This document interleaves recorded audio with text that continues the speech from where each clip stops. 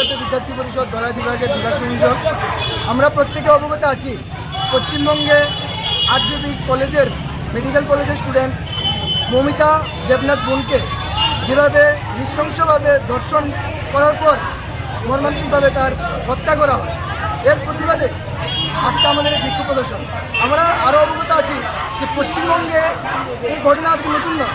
বিগত দিনে আমরা দেখেছি পশ্চিমবঙ্গে সন্দেশখালীতে মা বোনদের উপর বর্বরিত অত্যাচার মমতা ব্যানার্জির নেতৃত্বে, টিএমসির নেতৃত্বে আজকে এই ঘটনাগুলি হচ্ছে। আমরা অখিল ভারতীয় বিদ্যার্থী পরিষদ এর তীব্র নিন্দা ও ধিক্কার জানাই। এবং এর সাথে আমি আরেকটি কথা বলতে চাই, কিছুদিন আগে মমতা ব্যানার্জি সংবাদ মাধ্যমে বলেছিলেন যে ওই মৌমিতার পরিবারকে 10 লক্ষ টাকা ডোনেশন করবে, কারণ মরে গেলে কি হবে, কি আর তারা আর বাঁচানো যায় না। এই কথা বলে তিনি বলেছেন যে 10 লক্ষ টাকা ডোনেশন করবে। আমরা অখিল ভারতীয় বিদ্যার্থী পরিষদ থেকে বলতে চাই, আমরা প্রত্যেকে ছাত্রছাত্রীরা মিলে 10 লক্ষ টাকা ওনাকে দান করলাম। আর আমরা এই দান করার উদ্দেশ্য এই যে আমরা এই দান করার পর তাকে মমতা ব্যানার্জিকে তার পদত্যাগ করতে হবে। আমাদের এই প্রদর্শন ততক্ষণ পর্যন্ত থামবে না যতক্ষণ পর্যন্ত এই অত্যাচারী যারা ছিল তাদের আমরা ফাঁসির দাবি চাই।